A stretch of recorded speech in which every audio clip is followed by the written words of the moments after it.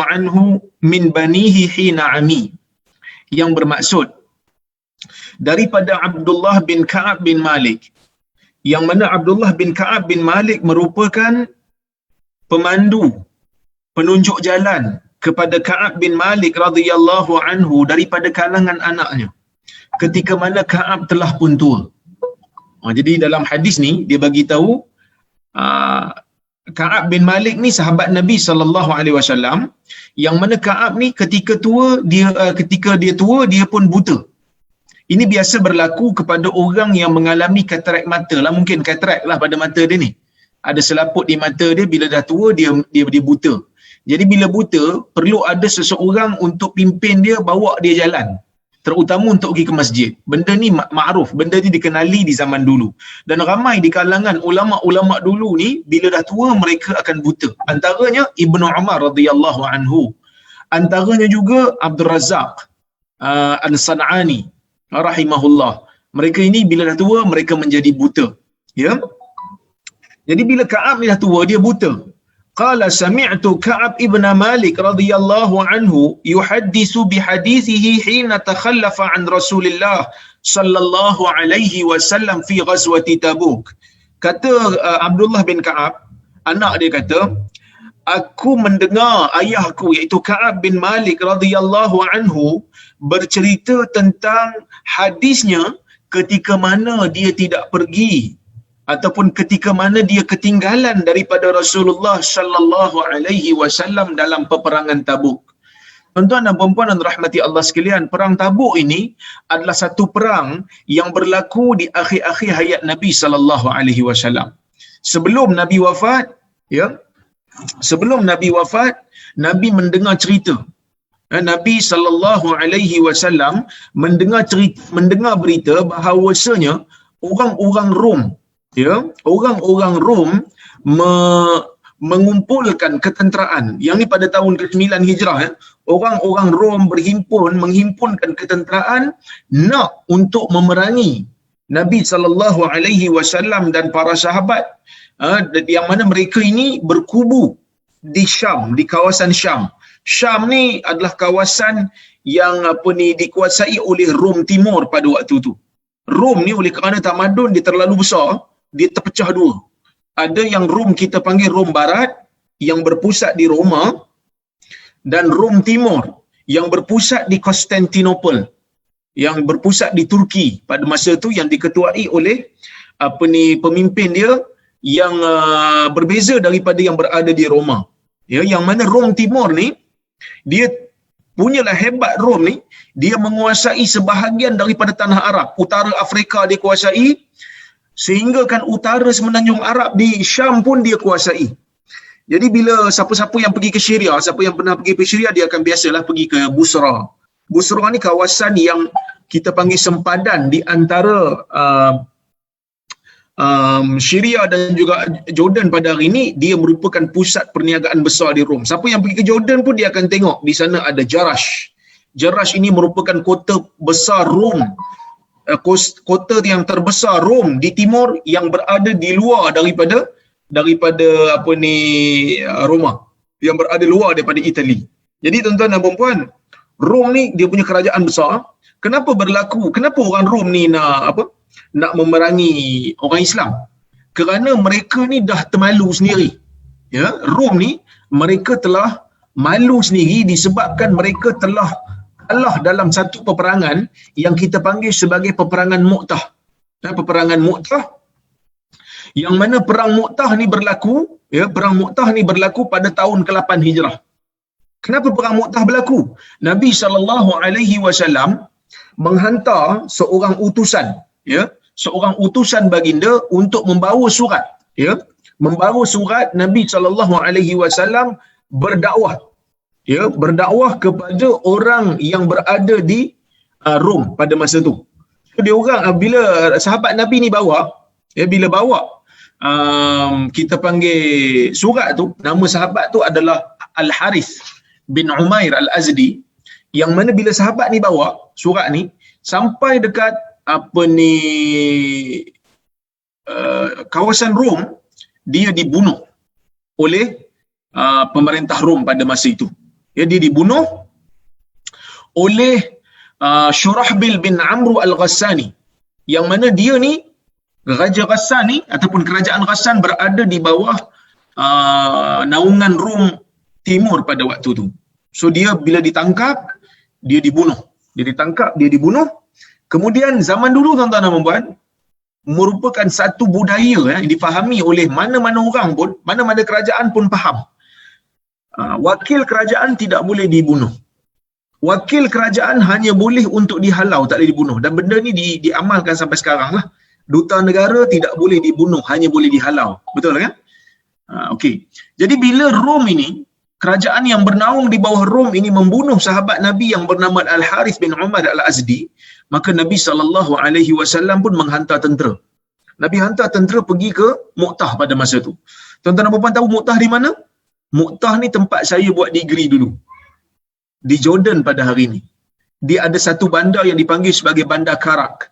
Jadi bila Nabi SAW hantar tentera, tentera ni tak ramai pun nak bertempur dengan Rom yang begitu ramai pada masa tu. Ya, bilangan Rom pada masa tu ramai, orang Islam tak ramai. Sehingga kan tuan-tuan dan puan-puan yang dirahmati Allah, Nabi kata pemimpin kamu yang akan bersama kamu menjadi pemimpin adalah Zaid bin Harithah. Kalau Zaid bin Harithah meninggal dunia, maka hendaklah dilantik Ja'far bin Abi Talib. Dan jika Ja'far meninggal dunia, maka hendaklah kamu semua melantik Abdullah bin Rawahah. Kebetulan tiga-tiga pemimpin yang Nabi sebut ni tiga-tiga gugur syahid. Sehinggalah pada masa itu orang Islam terpaksa untuk melantik orang baru, iaitulah Khalid bin Al-Walid pada ketika itu. Khalid masa itulah dia menunjukkan, ya, dia menunjukkan yang kita panggil kehebatan dia, sehingga dia berjaya menyusun kita panggil menyusun saf tentera, yang kanan ke kiri, yang kiri ke kanan, yang depan ke belakang, dan berpusing-pusing sehingga orang Rom nampak daripada jauh seolah-olah macam orang Islam ada bantuan. Sedangkan pada masa tu orang Islam ni bukannya ramai, ada 3,000 orang je nak lawan dengan Rom yang ratusan ribu lebih. Kalau ikut atas kertas memang kalah lah orang Islam ni. Tetapi ya, oleh kerana kehebatan Khalid menyusun strategi pada masa itu, maka pada waktu tu orang Rom akhirnya lari daripada Medan, meninggalkan Medan, dan orang Islam pun kembali ke Madinah. Dan pada waktu tu Rom telah menerima satu kekalahan yang memalukan mereka, disebabkan oleh kerana ketakutan mereka kepada strategi Khalid bin Al-Walid. Jadi bila kalah ni tuan-tuan dan puan, dikira macam satu benda yang sangat memalukan lah. Macam kita kata Amerika hari ni satu negara yang kuat dari sudut ketenteraannya, hebat dari sudut kelengkapannya dan teknologi perangnya, tiba-tiba boleh kalah dengan satu negeri yang kita panggil Pulau Pinang. Satu negeri yang kita panggil Pulau Pinang boleh menang lawan dengan Amerika Syarikat. So Rom terpaksa menerima kemaluan yang teramat sangat disebabkan kekalahan itu. Maka pada tahun ke-9 Hijrah, mereka cuba untuk repeat semula. Mereka cuba untuk nak tawan balik nak kalahkan balik kerajaan Islam yang mereka telah lari sebelum daripada itu, ya, pada tahun ke-8. Maka tuan-tuan dan puan-puan, bila Nabi tahu benda ni, maka Nabi pun mengarahkan sahabat untuk keluar.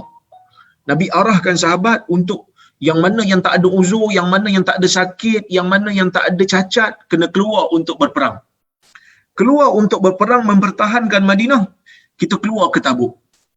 Jadi waktu peperangan Tabuk ni berlaku, ada dua perkara penting yang kita kena tahu. Waktu perang Tabuk ni berlaku, dia berlaku pada waktu kemarau panjang, panas sangat. Dan pada waktu yang kedua, dia berlaku pada waktu buah-buahan baru nak keluar daripada pokoknya di Madinah. So buah-buah baru ranum. Jadi bagi orang yang iman dia tak kuat, dia akan terganggu. Pertama sebab perjalanannya jauh. Tabuk ni jauh tuan-tuan dan puan-puan, ya, sempadan di antara Arab Saudi dan juga Jordan pada hari ini. So kalau tuan-tuan nak tengok Tabuk ni, saya boleh tunjukkan, ya, supaya kita boleh tengok di mana Tabuk ni hari ni. Tabuk ni kalau dekat Arab Saudi, dia punya orang kata apa, dia punya cuaca pun agak sedikit berbeza dengan Saudi, ya. Yang mana Tabuk ni ada kalanya dia kita panggil apa, dia ada salji. Kadang-kadang turun salji. Sekejap saya cari kalau ada peta yang jelas sikit. Okey.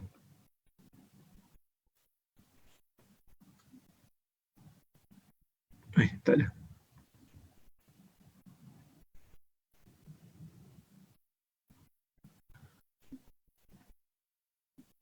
Okey.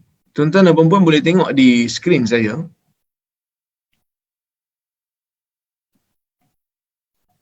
Kalau tengok ni, yang di tepi ni. Okey. Ni Madinah di bawah ni. Madinah. Tabuk di atas ni. Jordan di utara. Jordan di utara. Dia bukan utara sangatlah, utara ke tepi sikit. Dekat ada satu kawasan dipanggil Ailah ni. Ailah ni memang Jordan lah sekarang ni. Di Ailah ni sekarang ni dipanggil Aqabah. Laut Aqabah, yang mana laut tu berada di dalam Jordan. Jadi jauh lah. Perjalanan yang jauh, panas. Kemudian Allah Ta'ala uji orang Islam pada masa tu, buah-buahan pula tengah ranum. Buah-buahan tengah ranum yang sedia untuk dipetik, untuk dituai. Jadi bagi orang-orang yang iman dia tak kuat, seperti mana, bukan kata iman tak kuat lah, yang tak diiman, seperti mana orang munafik yang hanya menzahirkan mereka Muslim, mereka akan memberikan alasan yang berbagai-bagai. Yang mana yang sakit memang diberikan uzur, yang mana yang cacat memang diberikan uzur. Tetapi mana yang tidak ada alasan, yang tidak sakit, yang tidak cacat, kena keluar untuk berperang. Nabi arahkan. Sebab itu Ka'ab dia kata, qala Ka'ab, lam atakhallaf an Rasulillah sallallahu alaihi wasallam fi ghazwatin ghazaha qat illa fi ghazwati Tabuk. Aku tidak pernah tertinggal daripada Rasulullah sallallahu alaihi wasallam dalam satu peperangan pun yang dia perang, yang baginda perang, melainkan pada perang Tabuk. Ghaira anni qad taqallaftu fi ghazwati Badar. Tetapi aku juga tertinggal dalam perang Badar. Aku juga tak ikut dalam perang Badar. Aku tak pergi. Perang Badar aku tak pergi, perang Tabuk pun aku tak pergi. Cuma dia kata perang Tabuk ni istimewa sikit, dia kata. Walam yu'atab ahadun takhallafa anhu. Yang mana dalam perang Badar ni tidak ada seorang pun yang dicela, tidak ada seorang pun yang dimarahi kalau tak pergi perang Badar. Kenapa? Kerana tuan-tuan boleh cek saya punya kuliah yang saya ingat saya punya kuliah hari apa itu, saya ada cerita sikit pasal perang Badar. Yang mana perang Badar ni merupakan perang yang pertama dalam Islam, yang mana perang Badar ni keistimewaan dia, siapa yang terlibat dalam perang Badar Allah Ta'ala ampunkan dan jamin syurga. Kenapa? Kerana orang yang terlibat dalam perang Badar ni, kesungguhan mereka, kesetiaan mereka, kesabaran mereka telah teruji. Kerana pada asalnya mereka keluar bukan untuk berperang, mereka keluar hanyalah untuk membuat satu serangan hendak kepada rombongan perniagaan Abu Sufyan yang pada ketika itu membawa hampir 40,000 dinar, yang mana satu dinar hari ini sama dengan 4.25 gram. Cuba bayangkan kalau 40,000, berapa juta dia bawa. Jadi Nabi SAW pada ketika itu memberi cadangan kepada orang Islam yang nak merampas harta itu, kerana pada masa itu orang Quraisy merampas harta orang Islam yang berada di Mekah. Jadi Nabi kata siapa nak rampas balik harta dia, dan masa tu memang Abu Sufyan pun kafir harbi lah sebelum dia masuk Islam. Akhirnya Abu Sufyan ni masuk Islam juga. Cuma pada waktu ni Nabi SAW menganggap mereka adalah kafir harbi yang halal darah mereka dan halal harta mereka. So sebahagian daripada sahabat setuju. So dia orang pun bawa kelengkapan tu biasa-biasa je lah. Sebab bukan nak pergi perang, nak pergi ambush. Bawa senjata. Kita macam kalau kita tengok cerita-cerita Hollywood lah. Dia ada beza kan kalau nak pergi battle dengan nak pergi guerrilla. Kalau guerrilla ni ada mission, dia bawa senjata biasa je dan dia punya kumpulan pun tak banyak. Siap complete satu mission, balik. Ya. Komando-komando lah kira kan. Jadi zaman Nabi pun asalnya perang Badar ni macam itulah niat Nabi sallallahu alaihi wasallam. Tujuan Nabi asalnya begitu. Nak pergi ambush, nak pergi ambil harta yang ada pada Abu Sufyan, kemudian balik ke Madinah. Ya. Dan Abu Sufyan ni pula kelengkapan dia bukanlah banyak sebab dia bukan tentera. Dia hanya kelengkapan niaga. Dia hanya rombongan niaga. Jadi orang Islam ni tak adalah semua pergi, hanya berapa 300 lebih saja yang pergi. Tiba-tiba Allah Taala takdirkan mereka berperang dengan orang kafir Quraisy yang dapat tahu bahawasanya orang Islam nak pergi serang rombongan Abu Sufyan. So Abu Sufyan pun menukar laluan Abu Sufyan tukar laluan, dia pergi ikut jalan yang bukan biasa, di jalan dia lalu ikut jalan tepi pantai, dan akhirnya Nabi dan para sahabat tak nampak dan tak jumpa Abu Sufyan ni. Akhirnya orang Abu Sufyan menghantar utusan dia untuk gerakkan orang Quraisy untuk mempertahankan rombongan tu, dan akhirnya orang Quraisy keluar dalam bilangan 1000 orang bersama dengan artis-artis perempuan yang menyanyi, bersama dengan unta-unta yang banyak, sehinggalah mereka bertempur di Badar. Sehingga Nabi SAW bertanya kepada orang Muhajirin dan Ansar, bersediakah mereka untuk berperang? Ansar dan Muhajirin kata, kami akan berperang dengan kamu ya Rasulullah. Kami sekali-kali, kata Miqdad, wallahi imdi lima amarakallah ya Rasulullah, laksanakan perintah Allah. Fa inna la naqulu laka kama qalat banu Israil li Musa. Sesungguhnya ya kami sekali-kali tidak akan sebut kepada kamu seperti mana yang disebutkan oleh pengikut Nabi Musa, iaitu orang Israel kepada Nabi Musa, iaitu pergilah kamu dan Tuhanmu perang, kami nak duduk kat sini. Ya. Sebaliknya kami mengatakan pergilah kamu dan Tuhanmu berperang dan kami akan turut bersama. Ya.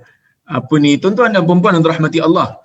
Akhirnya bila Nabi tanya orang Ansar pun, orang Ansar jawab macam tu juga. Bahkan orang Ansar, Sa'ad bin Mu'az pun lagi dahsyat, dia punya ayat dalam nak menunjukkan kesetiaan dia kepada Nabi, dia kata, ya Rasulullah imdi lima amarakallah, wahai Rasulullah, laksanakanlah perintah Allah. Ya. Kerana apa? Kerana dia kata Sa'ad bin Mu'az kata, inna qad saddaqnak, inna qad amanna bik wa saddaqnak wa a'tayna ala dhalika uhudana famdi lima amarakallah. Ya Rasulullah, sesungguhnya kami telah beriman dengan kamu. Ya Rasulullah, sesungguhnya kami telah membenarkan cakap-cakap kamu.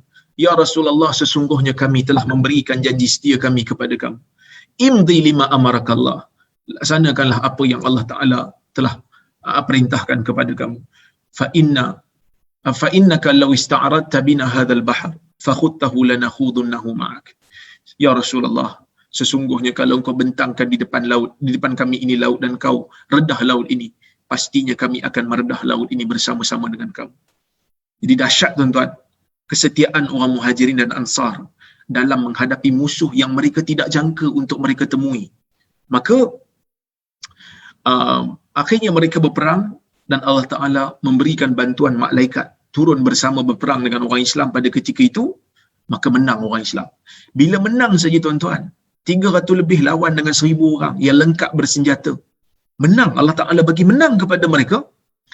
Maka kemenangan itu telah menjadikan setiap yang terlibat dalam perang Badar diampunkan oleh Allah Subhanahu Wa Ta'ala, dijamin syurga oleh Allah Subhanahu Wa Ta'ala.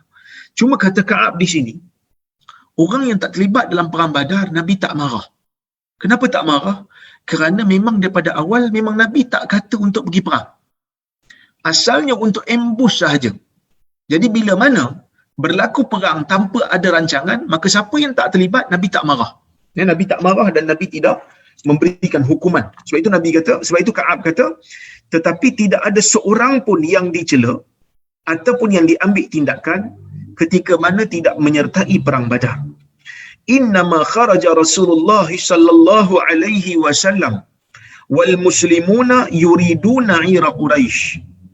Sebaliknya Rasulullah sallallahu alaihi wasallam dan orang-orang Islam keluar ke Badar kerana mereka ingin serang satu rombongan perniagaan golongan Quraisy, hatta jama'a Allah Ta'ala bainahum wa baina aduwihim ala ghairi mi'ad, sehinggalah Allah Subhanahu wa Ta'ala menghimpunkan di antara mereka dan musuh mereka tanpa ada perjanjian daripada awal.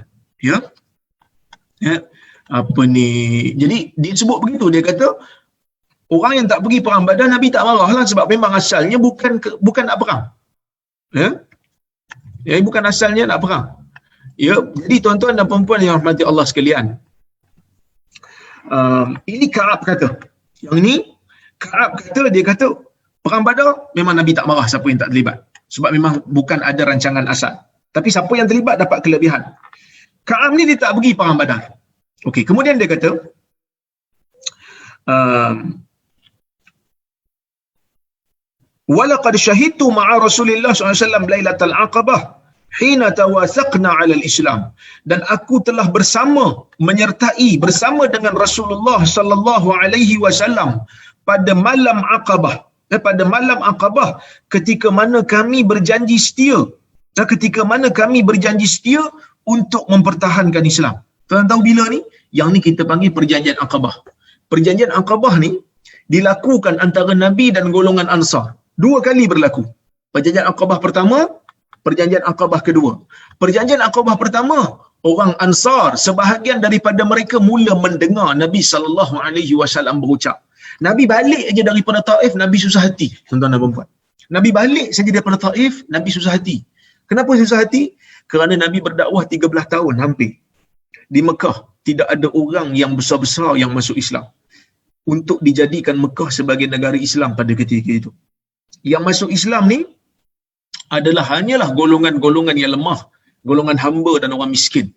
Maka Nabi SAW keluar daripada Mekah mencari di manakah tempat untuk Islam ini menjadi subur, supaya syiar dan syariat Islam dapat ditegakkan dalam sebuah negara. Maka Nabi SAW pergi ke Taif. Kenapa Nabi pergi ke Taif? Nabi pergi ke Taif, tuan-tuan dan puan-puan, kerana melalui penilaian Nabi SAW, Taif merupakan bumi yang strategik. Pertama, kerana kedudukan dia yang tinggi. Tinggi kedudukan dia. Dia punya lokasi tinggi, geographically very very stable and very very strategic. Kenapa? Kerana tinggi ni susah orang nak serang. Susah orang nak serang datang menyerang bumi Taif kerana dia berada di atas bukit. Itu yang pertama. Yang kedua, kerana bumi Taif ni subur. Banyak sangat tanaman-tanaman subur. Sehingga kan kalau kita pergi hari ni ke bumi Taif, memang banyak dijual buah-buahan dan sayur-sayuran. Kerana bumi Taif ni memang subur. Ya. Jadi bila Nabi pergi ke Taif, Nabi kena baling batu dengan orang Taif. Sebab itu dalam sejarah, bila Nabi kena baling batu tu, Nabi sendiri menangis. Nabi berdarah muka Nabi. Kena baling dengan batu. Zaid bin Harithah yang Nabi bawa pun dibaling dengan batu. Sehingga kan doa Nabi yang sangat masyhur di Taif. Bagi siapa yang dengar kuliah saya dulu, memang dia akan dengar. Saya biasa sebut doa ini. Walaupun doa ni ada dhaif sedikit lah pada sanad dia. Tetapi dalam bab sirah, kita terima. Nabi SAW bila dia kena baling dengan batu, Nabi berdoa kepada Allah. Nabi kata, Allahumma ilaika ashku da'fa quwwati wa qillata hilati wa hawani 'alan nas ya arhamar rahimin. Wahai Tuhan, kepadamu lah aku mengadu lemahnya kekuatanku, sedikitnya perancangan aku di dalam berdakwah ini, dan hinanya aku pada pandangan manusia. Ya arhamar rahimin, wahai Tuhan yang penyayang daripada yang paling penyayang. Tuhan yang paling penyayang di kalangan yang penyayang. Ila man takiluni, kepada siapalah engkau nak serahkan diri aku. Ila ba'idin yatajahamuni, adakah kau nak serahkan diri aku kepada orang jauh yang tidak begitu mesra kepadaku?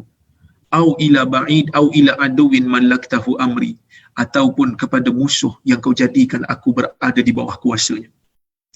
Tuan-tuan, ni doa Nabi. Ni rintihan Nabi SAW.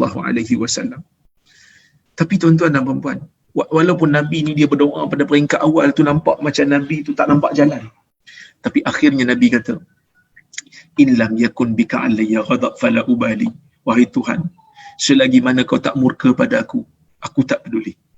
A'udzu binuri wajhikal ladzi asyraqat bihi zulumat. Wahai Tuhan, aku berlindung dengan cahaya wajahmu yang menerangi segala kegelapan, daripada engkau menurunkan kepada aku kemurkaanmu dan meletakkan ke atas diriku kemarahanmu. Jadi tuan-tuan dan puan-puan, lepas Nabi balik daripada Taif, dalam hadis riwayat Bukhari, Nabi menceritakan kepada Aisyah, Nabi kata inilah hari yang paling berat untuk Nabi SAW terima dalam dakwah baginda. Dan akhirnya Nabi keluar daripada Taif, kata Nabi, wa ana mahmumun ala wajhi, aku sangat-sangat sedih, sangat-sangat tertekan. Falam astafiq illa biqarni sa'alib, aku tidak tahu ke mana langkahku membawa diriku, sehinggalah aku sampai di satu tempat yang namanya Qarnus Sa'alib. yang namanya Qarnus Sa'alib. Bila Nabi sampai je kat Qarnus Sa'alib, farafa'tu basari fa idza ana bi sahabatin qad adallatni. Bila aku sampai saja dekat Qarnus Sa'alib, ya, kemudian baru aku tengok aku dipayungi oleh awan. Ya, aku dipayungi oleh awan yang mana awan memayungi Nabi daripada panas. Jadi tuan-tuan dan puan-puan, peristiwa ni, peristiwa Nabi balik daripada Taif ni sangat-sangat berat untuk Nabi sallallahu alaihi wasallam. Ini merupakan satu ujian yang besar yang Allah Taala berikan kepada Nabi sallallahu alaihi wasallam. Jadi bila Nabi balik aja daripada Taif, Nabi singgah di Aqabah. Nabi singgah di Aqabah, Nabi berucap, Nabi berdakwah. Walaupun pada peringkat awal tidak ada siapa yang bersedia untuk menerima dan percaya dekat Nabi sallallahu alaihi wasallam. Ya, sebab itu tuan-tuan dan puan-puan, saya selalu sebut pada kawan-kawan, terutama kawan-kawan ustaz saya ni, yang mana yang selalu berceramah, saya pesan, ya, bila kita berceramah ni tuan-tuan dan puan-puan, kadang-kadang Allah Ta'ala bagi ujian. Apa ujian yang Allah Ta'ala bagi pada kita? Kadang-kadang ada orang, ya, dia berkuliah, tak ada orang nak dengar. Dia berkuliah, tak ada orang bersedia untuk dengar apa yang dia ceramahkan. Ataupun kadang-kadang dia datang ceramah, tak ramai orang. Tak apa. Bagi saya itu tidak menjadi masalah tuan-tuan dan puan-puan. Kerana kita berdakwah ni, kita bukan cari kuantiti sangat. Tetapi kita mencari pahala daripada kerja dakwah yang Allah bagi pada kita. Jadi kalau sampai satu ketika, kita datang ceramah di satu tempat, ya, bila kita satu ketika kita datang ceramah di satu tempat, cuma ada 2-3 orang saja, maka pada waktu tu teruskanlah berdakwah, kerana selagi mana ada orang bersedia nak dengar, selagi itulah kita teruskan. Inilah semangat yang Nabi sallallahu alaihi wasallam tunjukkan di dalam semangat baginda bila balik daripada Taif. Pada peringkat awal tak ada orang pun nak dengar.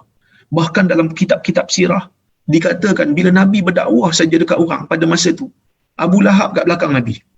Nabi dakwah pada satu orang, Nabi cerita tentang Islam pada satu orang, Abu Lahab akan datang lepas Nabi beredar, dia akan kata jangan percaya dengan budak tu, dia tu anak saudara aku, dia tu bukannya cerdik sangat, dia meninggalkan agama nenek moyang dia.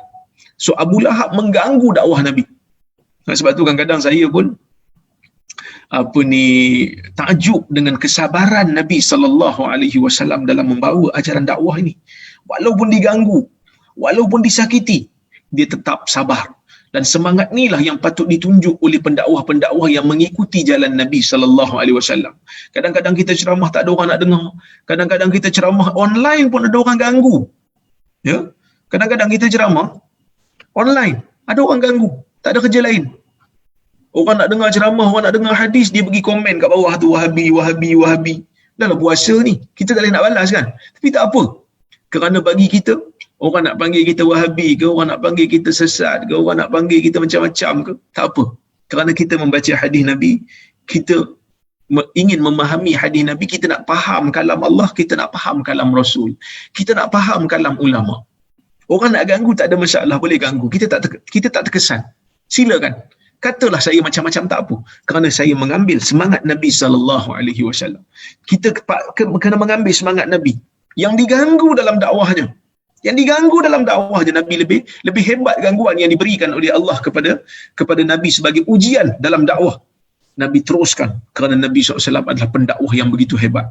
Tak berjaya di Taif, tak berjaya di Mekah, tak apa. Nabi pergi ke Aqabah, Nabi pergi ke Mina. Nabi dakwah kepada orang yang buat haji pada ketika itu, dan ramai-ramai yang dengar pada masa itu semua tak nak ikut Nabi, kecuali lah hanya beberapa orang, kumpulan daripada golongan Ansar, ya, daripada golongan Ansar, yang mana golongan ini telah bersama ataupun telah berjiran dengan golongan Yahudi yang pada masa itu selalu memberikan amaran kepada orang Ansar, yang mana mereka kata hati-hati, Nabi akhir zaman akan muncul, yang mana kalau mereka muncul, ya, kami akan memerangi mereka, kami akan memerangi kamu bersama dia. Maka tuan-tuan dan puan-puan dan rahmati Allah sekalian, bila orang Ansar jumpa je Nabi akhir zaman, mereka teringat kalam golongan Yahudi, yang mana kalau Yahudi jumpa dulu, masak kita, ya, masak kita. Jadi mereka pun terus beriman dengan Nabi ni sebelum orang Yahudi jumpa dulu. Jadi bila mereka beriman, mereka melakukan perjanjian dengan Nabi SAW. Nabi pun menghantar Mus'ab bin Umair untuk membaca Quran kepada mereka. Mus'ab pun pindah daripada Mekah pindah ke Madinah berdakwah. Dalam masa setahun ajaran Islam begitu cepat tersebar di Madinah. Pada masa itu Yathrib lah. Pada masa itu Yathrib. Jadi pada tahun yang kedua mereka buat perjanjian untuk mempertahankan Nabi SAW. Nabi membayangkan kepada mereka yang Nabi akan berpindah ke sana. So mereka pada tahun kedua tu mereka janji pada Nabi kalau apa-apa berlaku pada Nabi, mereka akan pertahankan Nabi seperti mana mereka pertahankan anak dan isteri mereka. Dan pada masa itulah Nabi SAW menerima perjanjian ini, dan tak lama selepas daripada itu Nabi SAW pun berhijrah dengan para sahabat ke Madinah. Ya, Nabi pun berhijrah. Ka'ab ada pada waktu ni. Ka'ab ada pada waktu perjanjian ni berlaku. Yang mana kata Ka'ab, ketika mana kami membuat perjanjian taat setia ke atas Islam, wa ma uhibbu anna li biha mashhada badrin. Waktu Ka'ab kata waktu aku terlibat dalam perjanjian Aqabah ni, kalaulah orang bagi aku pilihan sama ada nak terlibat dalam perang Badar ke nak terlibat dalam perjanjian Aqabah, kalaulah aku diberi pilihan nak pilih salah satu, aku tetap untuk memilih, aku tetap suka untuk pilih Aqabah, walaupun Badar itu lebih istimewa berbanding Aqabah. Kenapa dia kata begitu? Dia kata aku tidak suka untuk digantikan Aqabah ini dengan peperangan Badar. Kalau aku diberi pilihan nak pilih yang mana, aku tak suka untuk pilih Badar, aku lebih suka untuk pilih Aqabah. Wa in kanat badrun azkara fin nas minha, walaupun perang Badar itu lebih utama diingati berbanding perjanjian Aqabah. Mungkin tuan-tuan dan puan-puan yang dengar kuliah saya petang ni pun mungkin baru dengar perjanjian Aqabah. Kita tak pernah dengar sebelum ni. Mungkin. Ya. Badan biasa dengar. Kerana bila masuk Ramadan, lalu 17 Ramadan, ustaz akan cerita pasal Badar. Kerana Badar itu ada kelebihan yang tersendiri. Kerana Badar itu ada kisah yang menarik, yang tersendiri, yang lebih orang ingat berbanding daripada Aqabah.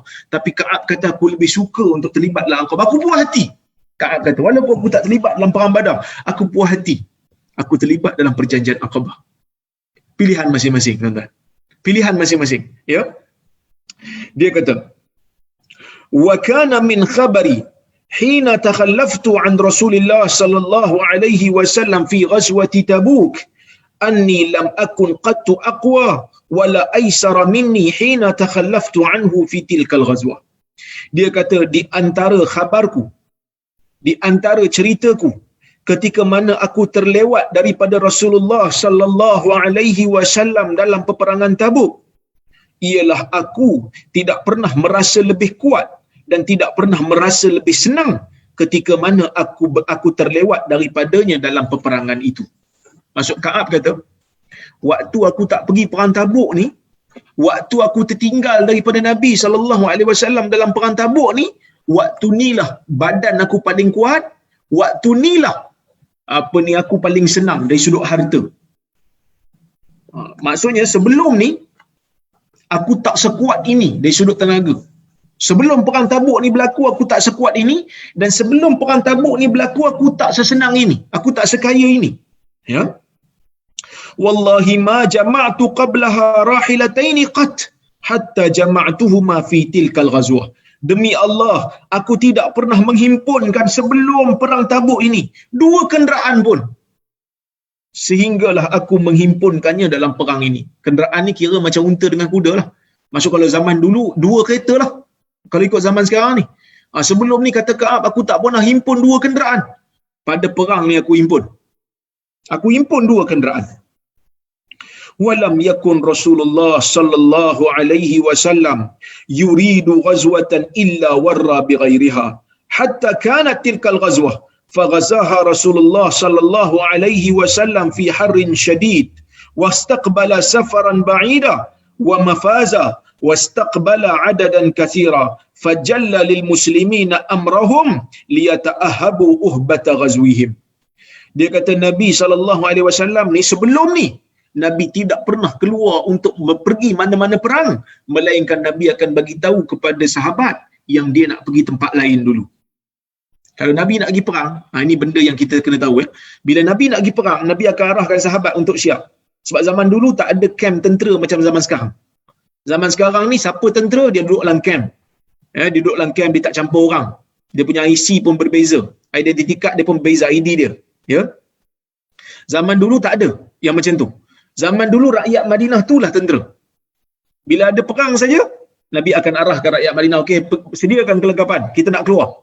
Kalau ada orang tanya keluar ke mana ya Rasulullah, Nabi tak akan bagi tahu lokasi sebenar. Nabi akan bagi tahu lokasi yang pertengahan. Kenapa? Nak menjaga rahsia. Dan benda ni diamalkan oleh Nabi SAW untuk jaga rahsia. Kalau awal Nabi bagi tahu dia nak pergi perang di satu lokasi, mungkin orang munafik yang dapat tahu benda tu, dia akan bocorkan rahsia kepada musuh. Berapa bilangan tentera, ke mana mereka pergi, jalan mana yang mereka akan lalui, semua ni Nabi SAW jaga. Jadi Nabi akan bagi tahu tempat lain dulu. Lepas tu baru Nabi bagi tahu. Ka'ab kata, mana-mana perang sebelum ni pun Nabi akan bagi tahu lokasi lain dulu sebelum Nabi pergi ke destinasi terakhir untuk berperang. Ya. Baik. Kata Ka'ab, sehinggalah perang ini. Ya, sehinggalah perang Tabuk ini, Nabi SAW keluar dalam keadaan cuaca yang terlalu panas. Dan Nabi SAW terpaksa menerima perjalanan yang begitu panjang dan padang pasir yang luas. Oleh kerana perjalanan dia dalam panas terik, kemarau panjang, tiba-tiba perjalanan ni pula memerlukan destinasi yang begitu jauh dan memerlukan tenaga yang begitu hebat. Padang pasir pun padang pasir yang luas. Ya? Maka, kata Ka'ab, dan Nabi SAW juga terpaksa untuk berdepan dengan jumlah yang begitu ramai. Kerana orang Rom ni, waktu perang Tabuk, waktu perang Mu'tah pun, ratusan ribu bilangan mereka. Ramai. Sebab Rom ni, kita panggil apa? Rom ni tamadun besar. Ya, tamadun besar. Jadi, oleh kerana semua benda-benda ni, semua faktor ni menjadikan Nabi SAW, ya, menjadikan Nabi SAW terpaksa bagi tahu awal-awal. Itu kata Ka'ab, fajalla lil muslimina amrahum liyata'ahabu uhbata ghazwihim. Maka Nabi SAW menzahirkan kepada orang Islam tentang urusan mereka, mana mereka nak pergi, supaya mereka dapat menyediakan kelengkapan perang mereka. Ya.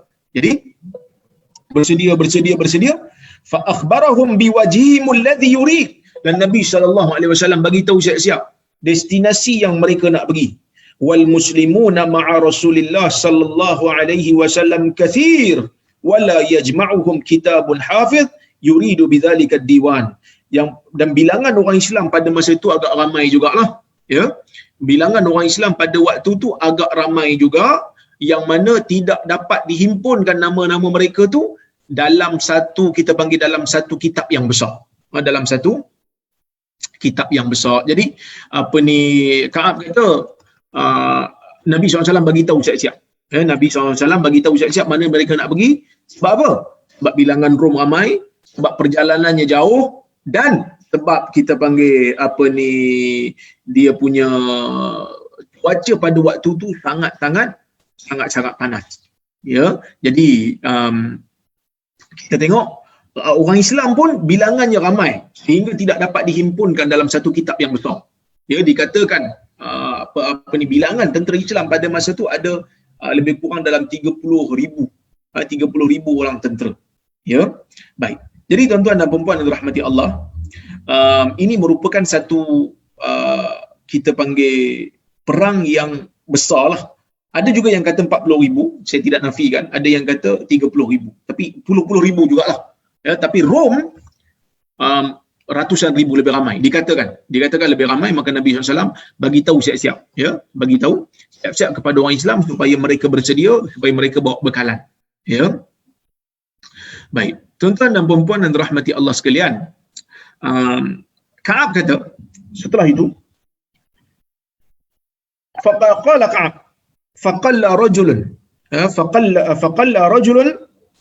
yuridu an yataghayyaba illa dhanna anna dhalika sayakhfa bihi ma lam yanzil fihi wahyi min Allah. Ya. Sangat kurang lelaki yang ingin untuk tidak pergi, melainkan dia sangka, okey, dia tidak akan dapat dia akan tersembunyi selagi mana tidak diturunkan wahyu daripada Allah. Maksudnya semua orang pergilah sebab dia tahu sangat kurang mereka-mereka yang tak nak pergi ni boleh menyangka yang kalau mereka tak pergi pun mereka akan selamat. Sebab ramai 30,000, 40,000. Mungkin ada yang sangka kan bila ramai sangat. Mungkin ada yang sangka yang kata kalau saya tak pergi pun bukan Nabi tahu pun. Ramai kadang-kadang tak perasan. Mungkin dia akan fikir begitu kan. Mungkin dia akan fikir begitu. Tetapi kalau kita tengok Ka'ab kata sangat-sangat sedikit lelaki yang kita panggil boleh berfikiran begitu, berfikiran begitu, kerana selagi mana wahyu tak turun, okeylah selamat. Kalau wahyu turun, matak mereka. Kalau wahyu turun, mereka akan dibongkarkan rahsia mereka, ya, dibongkarkan rahsia mereka. Jadi tuan-tuan dan puan-puan yang dirahmati Allah Subhanahu wa taala, ya. Sekejap ya. Tiba hilang pula ni. Saya punya skrin.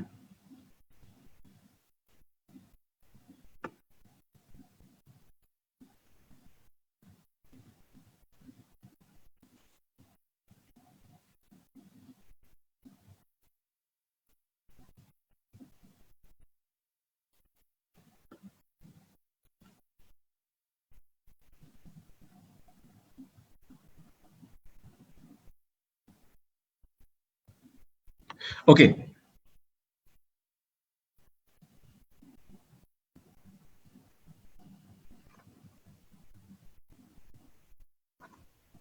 Baik. Tuan-tuan dan puan-puan yang dirahmati Allah sekalian, kita teruskan.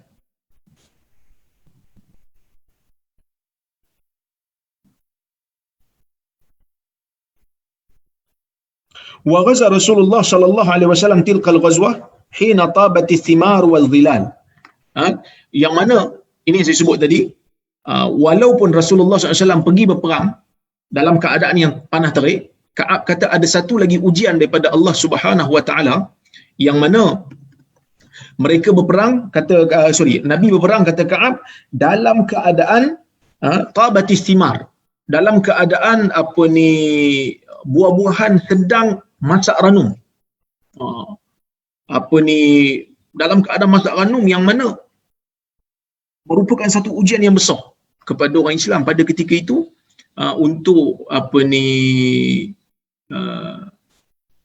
pergi tempat yang jauh, ya. Baik.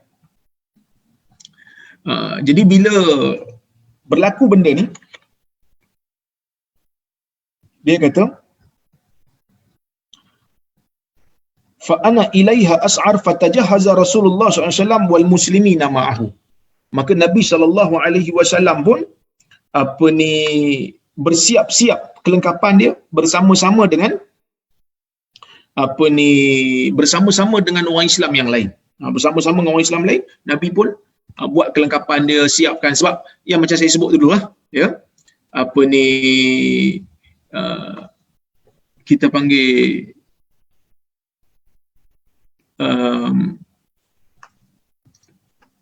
bukan ada tentera dalam kamp zaman dulu ni. Tak ada tentera dalam kamp. Jadi bila mereka nak pergi perang, mereka akan bersiap kelengkapan mereka sendiri, ya. Jadi bila mana perang itu berlaku dalam keadaan buah-buahan yang sedang ranum, buah-buahan yang sedang ranum,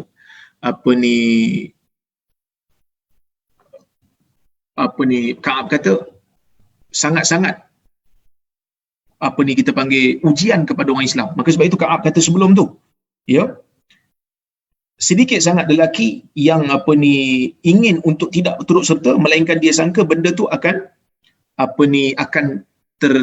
kita panggil tertutup. Tak ada orang tahu untuk dia tak pergi, sebab ramai pun selagi mana wahyu tak turun. Ada, tapi tak ramai. Ya, tak ramai. Jadi ada sebahagian daripada orang yang di Madinah tu, dia dia sangka kalau dia tak pergi pun tak apa.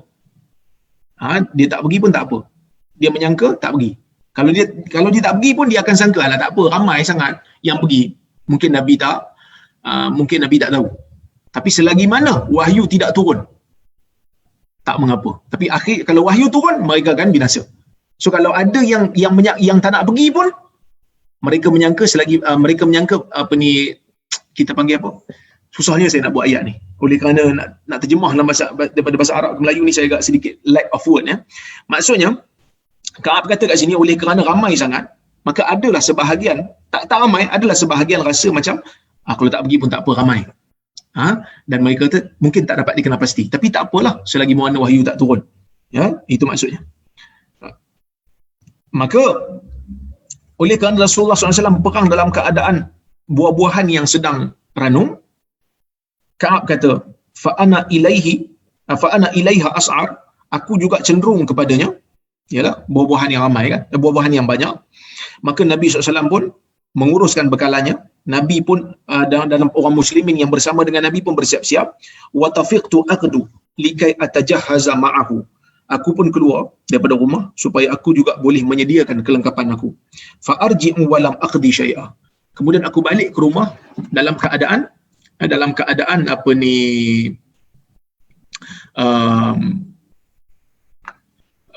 aku tak buat apa-apa lagi untuk diri aku. Fala walam aqdi syai'a, aku tak buat apa pun untuk sebagai kelengkapan aku. Ya. Jadi bila dia keluar, dia nak beli barang. Asalnya nak beli barang, tapi balik tak ada buat apa. Balik tak ada beli apa-apa. Ya. Kemudian fa aqulu fi nafsi wa aqulu fi nafsi, dan aku mengatakan pada diri aku, ana qadirun ala zalika idza arat. Aku mampu untuk menyediakannya jika aku mahu. Ya, mungkin dia rasa macam dia ada duit lah. Dia ada duit, dia tak perlu untuk rush. Relax saja. Ya. Maka falam yazal zalika yatamada bi hatta istamarra bin nas al-jidd. Fa asbaha Rasulullah SAW ghadiyan wal muslimuna ma'ah. Jadi bila perasaan bertangguh-tangguh tu, kata dia, ya, perasaan bertangguh-tangguh tu apa ni ada pada aku, sehinggalah ya orang Islam istamarra berterusan perasaan al-jidd, apa ni, manusia yang berada di Madinah tu apa ni bersungguh dah. Dia apa ni, dia bersungguh, sedangkan apa ni bersungguh untuk keluar. Fa asbaha Rasulullah SAW ghadiyan wal muslimun. Tiba-tiba Nabi pun keluar dah. Dia orang dah bersiap, dia orang dah lengkap kelengkapan mereka. Ka'ab tak buat apa-apa lagi. Tiba-tiba Nabi keluar dah. Orang Islam yang lain pun keluar. Walam aqdi min jihazi syai'a. Sedangkan aku belum lagi memutuskan apa-apa untuk aku buat sebagai kelengkapan. Summa ghadawtu faraja'tu walam aqdi syai'a. Kemudian aku balik, ya. Aku apa ni, aku balik sebab dia kata aku balik, dan aku juga kemudian aku balik, apa ni, keluar rumah nak beli barang, kemudian aku balik, aku pun belum memutuskan apa-apa lagi. Falam yazal zalika yatamada bi hatta asra'u wa tafarat al-ghazu. Sehinggalah apa ni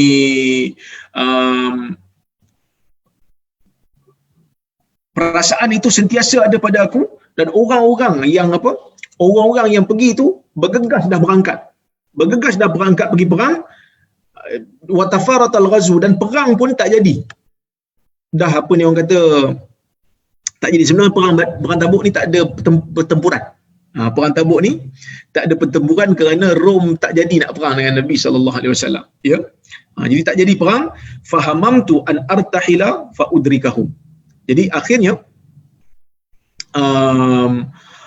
kita panggil, dia kata aku nak pergi juga. Masa tu aku bercita-cita untuk pergi supaya aku ni boleh apa ni menemui mereka dalam peperangan. Tapi dia kata faya laitani fa'alt. Ya, tetapi dia kata alangkah baiknya kalau aku boleh buat benda tu. Maksudnya benda tu jadi angan-angan dia je lah. Jadi cita-cita yang tak kesampaian. Ya. Summa lam yuqaddar li zalik. Summa lam yuqaddar zalika li. Tetapi semua itu tidak ditakdirkan untuk aku. Maksudnya benda tu tak jadi kenyataan lah, tak jadi realiti. Ya. Fatafiqtu idza kharajtu fi nas ba'da khuruji Rasulullah sallallahu alaihi wasallam yahzununi anna la ara li uswah. Ya. Yang mana kata Ka'ab, setelah Rasulullah SAW pergi ke medan Tabuk, maka dia rasa macam perkara itu menyedihkan dia, kerana dia tidak dapat pergi ke perang Tabuk, yang mana kalau ketika keluar di tengah-tengah masyarakat, dia sedar bahawasanya dia tidak menjadi contoh yang baik, melainkan dia merasakan orang mungkin fikir dia ni adalah rajulan maghmusan alaihi fin nifaq, yang mana dia kata bila aku keluar saja pada manusia selepas Nabi SAW keluar berperang, maka perkara itu menyedihkan aku, yang mana aku merasakan aku tidak menjadi contoh yang baik, melainkan hanyalah dianggap sebagai lelaki yang telah dicelup dalam orang-orang yang dah berada dalam munafik, ya, ataupun orang yang Allah Taala berikan uzur daripada kalangan orang-orang yang dhaif. Okey, orang-orang yang ada keuzuran ataupun orang yang ada kecacatan. Okey. Kemudian Ka'ab kata, walam yadhkurni Rasulullah SAW hatta balagha Tabuk. Dan Nabi SAW tidak ingat tentang aku sehinggalah apabila Nabi sampai di Tabuk, wa huwa jalisun fil qaum bi Tabuk. Waktu tu Nabi SAW duduk bersama dengan kaum di Tabuk. Barulah Nabi kata, ma fa'ala Ka'ab bin Malik. Apakah yang dilakukan oleh Ka'ab bin Malik? Masa tu baru Nabi nampak, Ka'ab mana? Ka'ab buat apa sekarang ni? Baru Nabi perasan yang Ka'ab tak ada. So tuan-tuan dan puan-puan, masa pun dah tak banyak. Hadis ni panjang. InsyaAllah nanti saya akan cerita dalam kuliah yang akan datang supaya kita boleh habiskan. Cuma saya nak berikan kesimpulan sikit. Saya katakan perang Tabuk berlaku waktu kemarau panjang. Perang Tabuk berlaku jauh daripada Madinah, sehingga perjalanan itu perjalanan yang begitu sukar, waktu panas, waktu tu juga waktu buah-buah sedang ranum. Jadi bilangan orang Islam ramai, sedikit sangat orang yang tak nak pergi, dengan menyangka dia tidak akan ditangkap ataupun tidak akan dapat dikena pasti oleh Nabi kerana dia tak pergi kerana ramai. Tapi ada sedikit sangat, tapi dia rasa macam tak apa, saya terlalu ramai sangat yang pergi. Dan waktu buah-buah ranum ni, Ka'ab sendiri kata, aku sendiri cenderung kepada buah-buah yang banyak ni. Sukalah sebab buah-buah yang ini merupakan satu ujian kepada orang Islam pada ketika itu. Dan bila Nabi bersiap, orang Islam semua bersiap, Ka'ab tak siap apa. Balik tak buat apa-apa. So bila tak buat apa-apa, dia tak mampu untuk pergi, sampailah orang Islam sampai di Tabuk dan perang tak jadilah. Maka pada ketika itu dia nak pergi untuk orang kata nak menyusul golongan Nabi dan para sahabat yang pergi, tapi dia kata alangkah baiknya kalau aku dapat pergi. Falam yuqaddar li zalik. Tak ditakdirkan untuk pergi juga. So dikekal kat rumah. Jadi bila mana dia keluar dalam keadaan Nabi dah dia keluar ke Madinah dalam keadaan Nabi dah pergi ke perang, ya, masa tu dia rasa sedih. Ketika mana dia keluar ke tengah-tengah masyarakat, kerana dia sedar bahawasanya dia tidak kerana dia tidak nampak mana-mana contoh yang boleh dijadikan contoh untuk sama-sama nampak macam dia tak pergi. Dia tak pergi. Lepas tu dia tengok orang kat luar yang dekat Madinah tu, dia tak nampak mana-mana orang yang dia boleh jadikan contoh untuk dia kata, oh aku sama dengan dia. Melainkan lelaki yang terlibat dalam munafik. Dia nampak kat Madinah yang tinggal, yang tak pergi sama dengan dia tu, sama ada orang munafik ataupun orang yang tak pergi perang disebabkan oleh kerana lelaki yang dhaif. So dia kata itu yang menyedihkan dia, kerana mungkin dia rasa orang akan anggap dia pun sama ada orang munafik ataupun orang yang tak pergi disebabkan oleh kerana ada uzur. Sebab bila dia keluar saja di Madinah, lepas Nabi keluar, bila dia keluar aja ke Madinah, dia tak nampak orang lain yang tak pergi melainkan dia dan orang munafik dan orang yang ada uzur. Sedangkan dia bukan uzur, dia bukan munafik, dia bimbang, dia sedih kerana dia risau orang menganggap dia salah satu daripada dua tu. Sedangkan dia tak ada uzur dan dia bukan munafik. Sepatutnya dia pergi, tetapi dia tak pergi, dan Nabi tak ingat dia. Nabi tak ingat apa yang Ka'ab bin Malik ni tak pergi, melainkan bila dah sampai Nabi dekat Tabuk, Nabi duduk bersama-sama dengan orang Islam di Tabuk. Lepas tu Nabi kata, ma fa'ala Ka'ab bin Malik. Ya, mana Ka'ab bin Malik? So inilah cerita, sebahagian daripada cerita yang boleh saya sampaikan kepada tuan-tuan dan puan-puan, dan insya-Allah kita akan sambung kuliah ini pada masa akan datang. Insya-Allah pada hari Khamis nanti jika ada keizinan daripada Allah Subhanahu Wa Taala. Saya minta maaf kalau tak sempat habiskan sebab saya kena huraikan juga background supaya kita faham. Jadi insya-Allah apa yang baik daripada Allah, apa yang buruk datang dari kelemahan diri saya sendiri. Saya tengok kalau ada soalan ataupun Ustaz, saya ada soalan. Ya. Tapi ditujukan pada saya untuk Ustaz. Itulah saya play. Soalan tu pada saya, tapi tujukan pada Ustaz. Itu yang play saya. Okay. Soalan dia begini Ustaz, bunyinya. Boleh tu Ustaz, bagaimana cara yang benar dan dibolehkan bertakbir raya ramai-ramai untuk kita lakukan? Mungkin di luar COVID ataupun mungkin di dalam COVID. Macam mana? Saya terlepas soalan. Okey, sekejap saya ada dua soalan. Bagaimana cara yang benar dan dibolehkan bertakbir raya beramai-ramai untuk kita lakukan? Mungkin saya ini andaian saya. Mungkin waktu dalam COVID ataupun sama dengan di luar time COVID ini. Bertakbir raya beramai-ramai untuk kita lakukan. Okey. Okey, macam mana? Boleh. Tu soalan pertama. Takbir raya ni. Kita bincang takbir raya raya puasa lah sebab kita raya puasa ni. Okey. Takbir raya puasa ni adalah dia bermula apabila maghrib lah. Dia bermula apabila maghrib. Masuk aja maghrib hari terakhir tu, bila masuk aja 1 Syawal, sebab hari dalam Islam bermula malam ya. Hari dalam Islam bermula malam. Jadi bila masuk aja Syawal lepas maghrib tu, kita disunatkan untuk bertakbir. So itu bermula waktu bertakbir. Allah Subhanahu Wa Taala berfirman di dalam Al-Quran, walitukmilul iddah walitukabbirullaha ala ma hadakum. Supaya kamu menyempurnakan bilangan bulan dan supaya kamu dapat membesarkan Allah di atas apa yang Allah Ta'ala telah memberi hidayah kepada kamu, wala'alakum tashkurun. Mudah-mudahan kamu bersyukur. Jadi kamu sebutlah Allahu Akbar, la ilaha illallah, wallahu akbar, Allahu Akbar, walillahil hamd. Jadi ataupun bagi saya lah, lafaz takbir yang dalam masyarakat Melayu tu pun dibenarkan kerana dia sebenarnya riwayat yang menjelaskan takbir secara spesifik daripada Nabi SAW itu tidak ada yang mengikat. Mana-mana lafaz takbir yang kita nak buat, dia ada keluasan dalam masalah ni ya. Dan takbir ni sunnah bagi orang lelaki dan perempuan. Ya. Cuma takbir itu takbir yang kita lakukanlah di masjid, kita buat di rumah, di pasar-pasar. Lelaki meninggikan suara, manakala perempuan hendaklah dia merendahkan suara dia.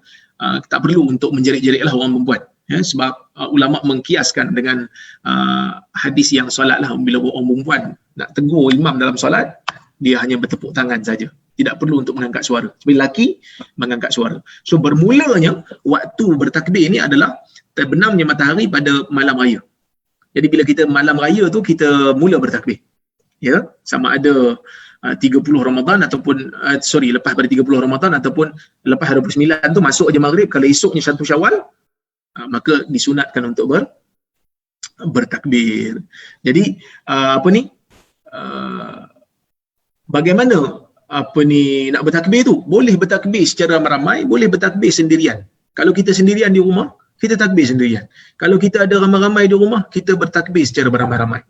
Tak kira. Imam Syafi'i kata apabila mereka itu melihat anak bulan di bulan Syawal, maka aku suka untuk manusia ni bertakbir secara berjemaah pun tak apa, secara sendiri-sendiri pun tak apa. Sama ada di pasar ke, di jalan-jalan ke, di rumah-rumah ke, sama ada mereka musafir ke, bermukim ke, tak ada masalah. Boleh. Ya, dan orang lelaki meninggikan suara. Cuma yang menjadi isunya adalah satu suara ke bukan satu suara. Ada sebahagian daripada ulama-ulama semasa ini mereka mengatakan tak perlu satu suara. Maksudnya tak perlu macam kita buat satu suara ni. Kerana menurut mereka tidak ada dalil yang menunjukkan demikian. Tetapi bagi saya menghormatilah sebahagian ulama yang berkata begitu. Tetapi cuba kita bayangkan macam mana kita nak bertakbir secara bersama, secara berjemaah seperti mana Imam Syafi'i kata. Kalau bukan dengan satu suara, kalau masing-masing mengangkat suara dengan berbeza-beza, so, orang kata apa? Macam mana kita nak mengangkat suara yang tinggi tanpa ada satu suara? Macam mana? Jadi kalau bagi saya benda ni masalah ni masalah yang khilaf. Saya tidak ada masalah untuk kita bertakbir dengan satu suara. Kerana itu juga adalah benda yang tidak menjadi masalah. Walaupun ada sebahagian ulama mengatakan tak boleh. Dia kata mesti sendiri-sendiri. Setiap orang angkat suara. Tapi kalau setiap orang angkat suara, ya, di masjid umpamanya, macam mana kalau bukan dengan satu suara? Setiap orang buat cara dia sendiri, maka hingar-bingar dalam masjid tu kita tak dengar apa yang disebut oleh orang secara ramai, kan? Dan kita pun mungkin akan terganggu. Tak boleh nak bertakbir kerana kita rasa terganggu dengan orang lain. Jadi sebab itu tuan-tuan dan puan-puan yang rahmati Allah sekalian, bagi saya tidak menjadi masalah jika kita nak bertakbir dengan satu suara, ya, sehingga lafaz yang kita sebut tu selari mula dengan akhirnya dengan orang yang lain. Ya. Baik. Wallahu a'lam. Okey, Ustaz, soalan kedua Ustaz. Di akhir-akhir Ramadan ini ada makmum lepas solat tarawih dia tak ikut witir bersama imam. Katanya mungkin untuk menghayati solat witir itu sendiri bila bersendirian. Jadi soalannya ialah mana yang lebih baik? Terus ikut imam menghabiskan witir pada sesi tarawih selepas Isya ataupun meninggalkan solat witir dan mengejarkannya di akhir-akhir waktu bersendirian. Okey. Pertama sekali kita kena tahu, ya, hukum solat witir adalah sunnah mengikut majoriti ulama. Walaupun Hanafi kata ia adalah wajib, tetapi pendapat yang sahihnya adalah witir ini sunnah. Bila sunnah, maksudnya kita nak solat dengan imam pun sunnah, nak solat bersendirian pun sunnah. Maksudnya kalau dia nak meninggalkan imam dia solat tarawih bersama imam, lepas tu ditinggalkan imam dia, tidaklah berdosa. Cuma kita berbicara sekarang ni dari sudut afdaliyah, dari sudut keafdalan. Mana afdal? Solat habis sampai dengan imam ke, ataupun kita tinggalkan imam? Tidak dinafikan dalam hadis Nabi SAW mengatakan, man qama ma'al imam hatta yansarif kutiba lahu ajru qiyamil lailah. Sesiapa yang solat malam bersama dengan imam sehingga selesai, maka akan diberikan kepadanya pahala seolah-olah dia berqiyamul sepanjang malam. Satu malam. Ya.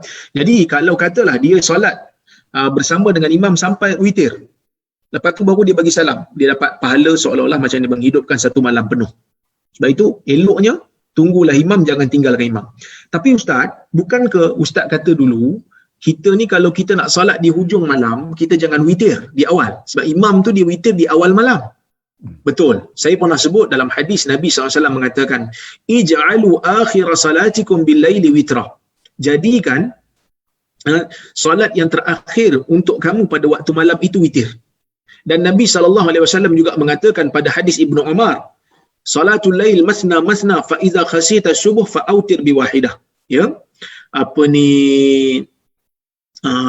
Solat malam itu dua rakaat bila engkau takut subuh masuk, maka hendaklah kau witir dengan satu rakaat. Menunjukkan witir ni paling akhir, kata Nabi SAW. Dan dalam hadis Nabi juga mengatakan la witrani fi lailah. Tidak ada dua witir dalam satu malam. Nabi kata tidak ada dua witir dalam satu malam. Satu malam satu je witir. Jadi kalau seseorang itu dia nak mengambil yang afdal, sekarang ni ada dua lah, nak tunggu solat dengan imam sampai witir sekali ataupun nak tinggalkan imam sebab nak ambil witir di hujung. Kalau kita dapat buat kaedah ni lagi bagus, iaitu bila imam solat witir saja, kita niatkan untuk solat syafa'. So kalau imam solat witir satu rakaat, kita solat belakang imam, kita ikut, tapi kita niat dua rakaat. So kita niat qiyamul lail juga 2 rakaat. So bila imam bagi salam 1 rakaat witir tu, kita bangun lagi. Kita bangun, sempurnakan 2 rakaat, lepas tu bila imam berhenti kita boleh solat lagi banyak mana yang kita nak, lepas tu kita witir di akhir malam. Tapi kalau tak boleh juga, kalau tak boleh tak apa, kita boleh witir bersama dengan imam, nanti di akhir malam nanti kita boleh solat lagi. Kerana ada hadis daripada Ummu Salamah yang mengatakan Nabi SAW pernah solat sunat selepas solat witir. Nak menunjukkan apa ni, boleh untuk kita solat sunat selepas daripada solat witir, cuma afdalnya witir dijadikan yang terakhir. Wallahu ta'ala a'lamu bissawab. Terima kasih banyak, Ustaz. Ini ada satu soalan daripada Abang Munir. Ustaz, benarkah ulama meletakkan darjat ahli Badar dalam umat ni dalam urutan kedua setelah 10 sahabat dijadikan syurga? Ya, betul. Dijanjikan syurga yang paling tinggi, kemudian golongan Badar. Assalamualaikum Ustaz. Waalaikumsalam. Yang mana satu ke perang pertama Rasulullah? Badar. Badar Ya. Bukan perang Wadan. Ya. Wadan. Perang Wadan. Perang Al-Bawah. Abwa. Bulan Safar tahun 2 Hijrah, betul? Bukan? Sekejap. Itu saya rasa Abuak kan nama dia? Abwa. Abuak, okey. Kalau ikut saya lah, sekejap yang ni saya tak pastilah. Okey, Wadan, betul. Ada dalam ada berbeza pendapat ulama dalam dalam menentukan peperangan yang pertama. Ada yang kata peperangan yang pertama adalah peperangan Badar, ada juga yang mengatakan peperangan Abuak. Okey. Tapi peperangan ni tak besar lah, sebab itu tak berapa disebutkan. Ya. Terima kasih Abang Bukhari ingatkan. Saya pun dah lupa lah.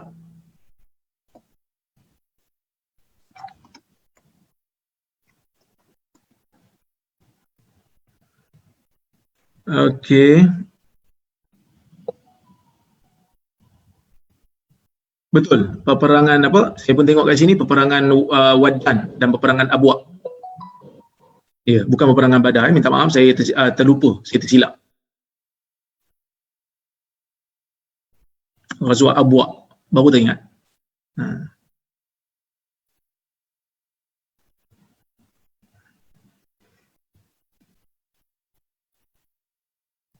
Ini disebutkan oleh Al-Imam Al-Bukhari juga dalam sahih dia. Terima kasih.